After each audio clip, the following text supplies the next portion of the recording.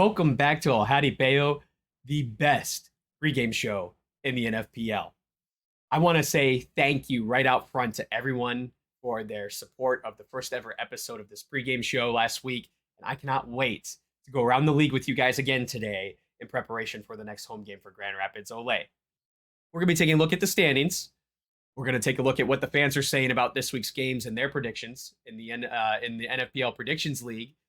We're going to take a look at our top 5 goals, players to look out for, and you already know that we have the in to get the exclusive interview. So with that in mind, let's get right into episode numero dos and take a look at the standings. You already know the order we do this in. We start with ladies first. Let's talk about the women's results from last week and its impact on the standings. The lone game last week was our very own Grand Rapids Ole playing hosts to in-state rivals Futsal Factory out of Ann Arbor, Michigan. Guess what? The women got revenge for their 1-goal loss to start the season against Futsal Factory. They won 5-3. We got plenty to talk about from that game as far as goals. It was a very exciting match, very entertaining. And look at where we are in the standings. Previously unbeaten Futsal Factory now finally has a blemish on their record. They are 3-1. Taking a look at the standings at where Grand Rapids Ole falls, of course, in second place with a game in hand. They are 2-1. Columbus, only seen 1 game so far, is at 0-1. And Indy, who we've played tonight, is in the cellar at 0-2.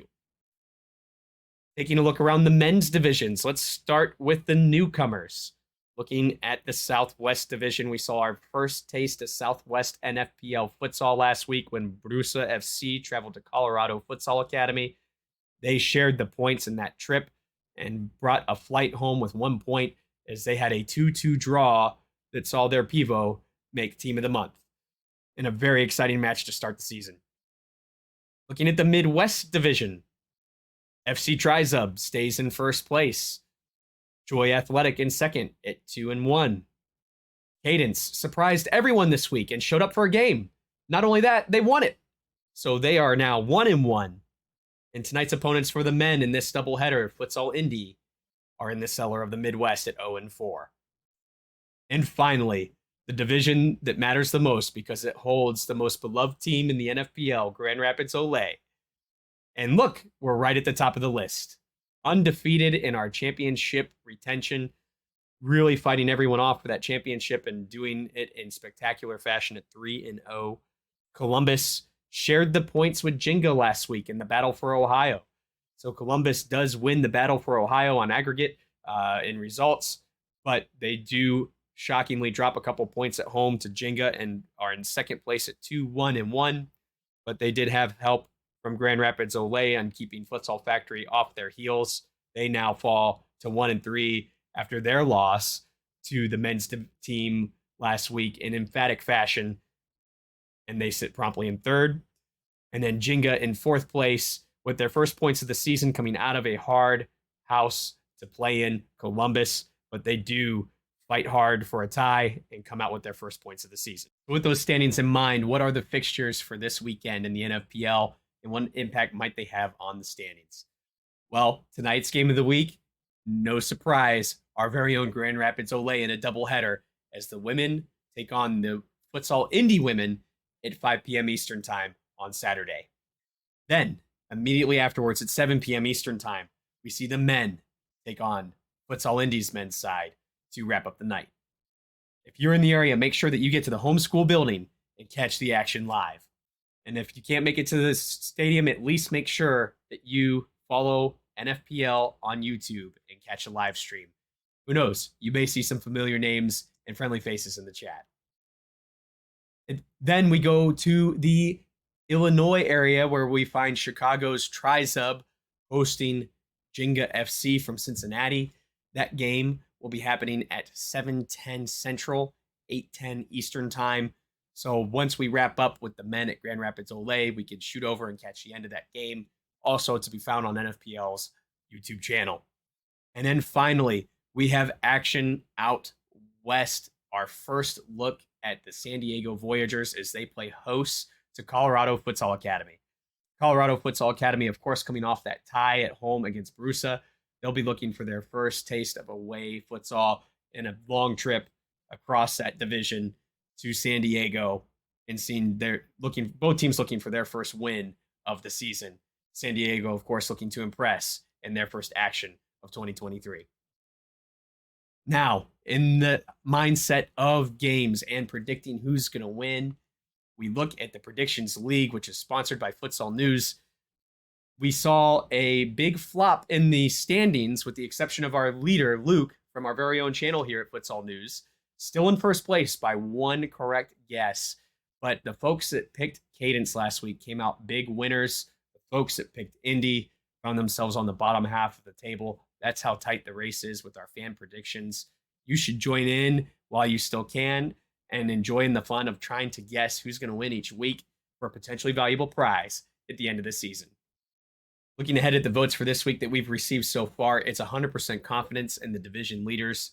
Remember, the Predictions League is only covering the original 2 divisions before the Southwest Division was announced this year. So we're really only focusing on TriZub versus Jenga and Ole versus Indy. None of the fans can see a way so far that the division leaders lose their home games this week. And so it's a pretty boring Predictions League table, as everyone is guessing the same direction, with Ole in 100% confidence and TriZub in 100% confidence.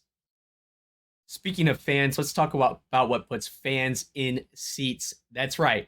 It's time for the top 5 goals from last week's games. All right, coming in at number 5, Adrian Diaz, no stranger to the goal from last year, as one of the league leaders with his brother. Here we see goalie Miguel Cervantes trying to generate some offense.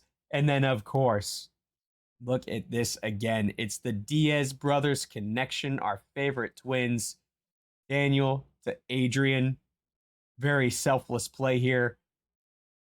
Daniel coming across from the corner, finds that back post, passes it back out to that better shot. Number 4, Gio Garcia. Gio the Cannon is his nickname, known for taking big shots, sometimes skying them, but take a look at this. Off of the sub, by the way, just 2 quick touches. Oh, you want me to score this? Yeah, that's no problem. Let me just roll this out once and chip over everyone. Goalkeepers were in transition from a 5th attacker. Whoa, though missing this one. Beautiful. Number 3, it's Sammy ESQUIVEL, back from last week. Sammy is looking for another top 5 goal. He gets it here. Look at this. Beautiful paintbrush across for the redirect. And it is top bins again, just like last week when he found top bins on a free kick. This time he finds it in the run of play. Beautiful, beautiful, beautiful from Sammy, using that foot like a paintbrush to stroke the ball the other way. No happy accidents here, just happy fans. Looking ahead to number 2. Step aside, fellas. It's a lady's turn with Shelly Vargas. Another top bins goal. Who did it best? Obviously, we think Shelly did, off of the free kick. Wow. Buries it up in the top. No way they're getting that. Sails right over the wall. And oh my goodness gracious, they were right to get out of the way because that thing came in like a rocket. That's in slow-mo there, by the way. Number 1, Mia Quintana. Goalkeepers in action and offense all over the top 5, but this time we see a result from a goalkeeper straight into a goal. First of all, save off of the corner kick.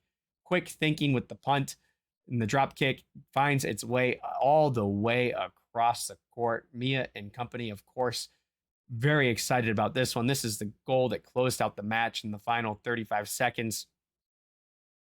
Easy as you like. 2-goal advantage to Grand Rapids Ole.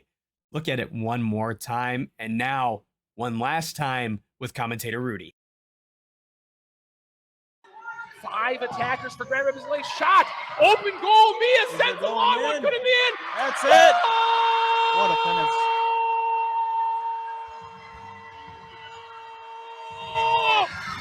Mia Quintana for Grand Rapids Ole! You guys know it's that time in the show where I have talked way too much. You've heard me drone on and on, but you know I'm excited for Grand Rapids Ole's game this weekend. But we got to kick it over to Juan Galindo again.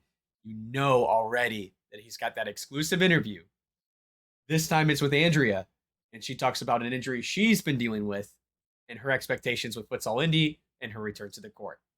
So now, without further ado, let's throw it over to our favorite cameraman number 2. Welcome to our second episode here of El Jaripeo. This week we have a game against Futsal Indy, another double feature, women's first game and then the men's game right after. We have a women's player here today. Last week we had Cole from the men's team. We're going to do a women's edition of last week's episode of Injured Edition. Today we have Andrea Pantoja, number 17. I have one question for you. The same question I asked Cole last week. Is this your foot?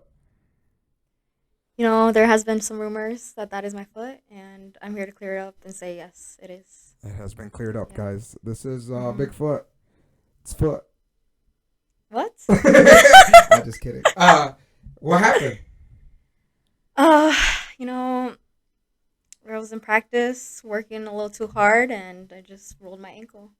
So this is how hard the practices go for the women's. Yeah, we go hard, a lot harder than the men's, but. So, let's talk about what's gonna come this weekend. This Saturday, you guys play against Futsal Indy. Mm-hmm. What are you expecting? Not sure if I'm going to play. I don't know if I will be ready by this weekend, but I think, the team's going to do a really good job, and I think it'll be a good game. They've played them, I think, last week already, so I think it's going to be a really good energy because it'll be our second home game. So, yeah, I'm expecting them to win, and I hope they do. What are some things that you've seen? Have you seen any of the streams that Futsal Indy's put on for the women's game? Have you taken any notes? Anything that Fabian said? Coming into just playing any of these women's teams this year? Yeah, so we've been working on like a lot of high pressure. So I'm expecting to see that in the game and see how like Futsal Indy how they'll react to it. And yeah, so it should be a really good game. Awesome. Mm-hmm. That being said, about this is the first time that you guys are going to be playing, or second time you guys will be playing at home. We played Futsal Factory last week.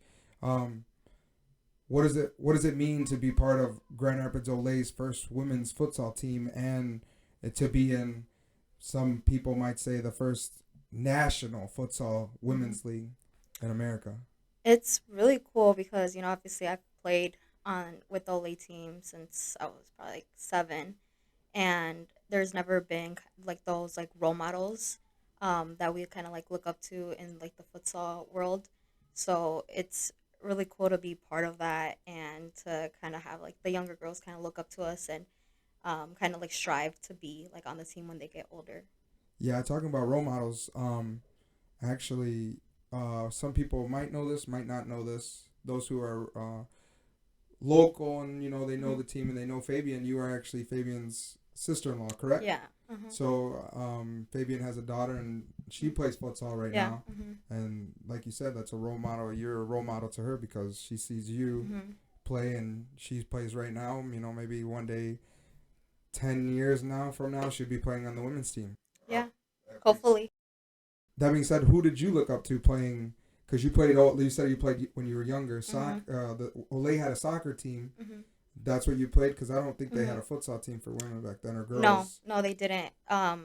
Just like the men's team, or like even like the older boys team. Like my brother Gio, he used to play too. So I think that was kind of like my soccer role model was my brother. That's awesome. And then it must feel amazing to be one of the first women to show the girls right now that there is a path. If it's not, let alone being super professional and like a bigger MLS or overseas league, that it is still that you can play after school, after club, and still have fun and live your dream basically of playing until you grow old and gray. Yeah. Before we brought back Ole, I don't want to confuse anybody, but we did have a women's team for ABK. So before the rebrand, ABK did have a women's team, and you were part of that as well. but this is the first time that you guys actually have a real league to play in, and national teams, you know, let alone it be regional right now, but there are rumors that there are expanding more teams in this next coming season. Yeah, what does it feel to actually be part of a league too, like where the NFPL is actually recognized, you know, the women's, to actually be able to draw a crowd and put a league and be very competitive and put a league together for you guys. Yeah, I think it's more motivating for sure now that we actually have like an actual league, because before, we used to play against just kind of either like outdoor teams or just teams that people just put together for like as just like exhibition games. So it wasn't as competitive, and I think this is gonna bring like the women's like world of futsal even further, because now we actually can like have structure and like build on that. So I'm like really happy that we're finally moving towards that, and that it can be a much bigger thing, because we do deserve the Yeah. recognition. Yeah. Yeah, no, I totally agree. I mean, I watched the Futsal Factory game like 4 weeks ago, I think it was 5 weeks ago, where we did pretty good in we did go down in the first half, I think, and then we came back, and then we did handle our business a little bit. We did get a lead, and then they ended up, I think we just like kind of just fell apart at the end, and they Yeah. ended up taking the dub. But I think we did great, and I think the girls, they put on a show. I think Chloe put it in, was it 4 goals? Yeah. I mean, girls can score. I don't see the difference. I never seen the difference. Girl dad. I mean, I have a daughter, so it's fun, you know. The other thing I wanted to ask you was, so you've been a part of Ole since the beginning, then it turned into ABK, and then back to Ole. What do you like about? Yeah. What do you think about like Ole, you know, being a thing again? I love it. I think a lot of my best like futsal and soccer memories were with Ole, and how we just started off really like as a family, and even like all the girls and the boys teams, we all kind of like merged together, because a lot of us, we had siblings all on the other teams, and everyone would go to everyone's games. Tournaments were so much fun. So I'm glad that it just kind of is like nostalgic of bringing back like that atmosphere and like Yeah. that family kind of like, we're not just a futsal club, but we're like an actual family. Yeah. Yeah, I ended up getting into the helping out the club when it was when it was like 2 years before it turned back into Ole. So I was about at the end of it, but I right away you can tell how much family oriented the club is. Last week I had Cole on. Same thing. He's only been with us for a year, and I mean, he agreed we were already like family already, that we all cared about each other. And with his injury, I'm pretty sure you heard about his injury, right? Yeah, I was there actually. Yeah. Oh, you were. So yeah, so it was pretty gruesome, but Yeah. we all did, you know, come around him, and we helped him in any way we could. Besides that, would you have anything you want to tell the fans? Just come out, come support. It's a very fun game, and the more people we have there, I feel like the better the team plays. So yeah, just come out to watch and enjoy it. What are you looking forward to do after the game? You get a dub, what do you do? Hopefully just go celebrate with the team. So just go out to eat, get some good food, just chill. You have anything you want to shout out? Your handle, your anything? My handle, yeah, Instagram, Andrea Pantoja. Just my first and last name. You heard it here, guys. Thank you, Andrea, for coming, being our guest on the second episode. Hope to see you guys before the next game. Thank you, Andrea, for spending some time with us and giving us a sneak peek behind the scenes and get a more personal connection with you as a fan. And thank you, Juan, as always, for doing the interview and getting us that inside scoop. We always appreciate it. So now, guys, it is game day. We have got to take a look at the players to watch going into the second home game of the season. I got to start with the women. So starting with number 1, Shelly Vargas. Shelly had a standout performance. She was obviously in the top 5 goal list for us at number 2 with her top bins, free kick, set piece goal. But she just worked like crazy that entire game. All the women did, honestly, against Futsal Factory, a very formidable opponent that has been pumping out academy players to professional teams in outdoor football all winter long. And she really stepped up to the plate and played a really fantastic game. So keep an eye out for her today as she continues to make waves in the NFPL. And then number 2 for me is Haley DeHaan, someone we haven't talked about yet today, but she absolutely worked her tail off during that game. So many things that I saw her 50-50s that she won, getting in and mixing it up with the Futsal Factory players. It doesn't end up on the stat sheet. But on top of that, we also saw her come away with 2 goals. So got to give her some credit where credit is due, and keep an eye out for her as she continues to be a centerpiece for this Grand Rapids women's team. Now let's take a look at the men and see what's going on with those guys. I got to start with Sammy ESQUIVEL. Sammy has had a absolute rip-roaring last 2 games. I think he's up to 4 goals now in 2 games, and he just cannot be stopped. He's finding that top corner over and over again. Second week in a row that we've had a top bins goal from Sammy that we were able to put in the top 5. Definitely someone to watch out for.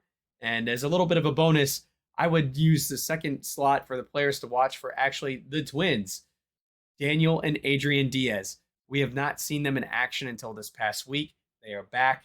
Adrian, of course, being the goal leader in last year's NFPL, winning the Golden Boot, and Daniel being a top performer in offense as well, coming in, I believe, at number 2 in total goals scored in the NFPL last year. With these guys back, it's a totally different look for Grand Rapids. The offense looks completely different. There's a confidence, there's a swagger about these two. They know exactly where they'll be, when they'll be, how they'll be. So it's just absolute magic on the court. And I hope you guys enjoyed as much as I do watching them from last year and seeing them back in the home opener. So there you have it, the full scoop from the last game, getting you guys prepped for this next game against Futsal Indy. We continue our championship defense for the men. We continue our quest for history with the women. And I hope you guys are excited as I am going into this game to see Grand Rapids Ole in action. Don't go anywhere, because after this commercial break, we go to the man who brought hype to a whole nother level. We're going to the desk with Rudy.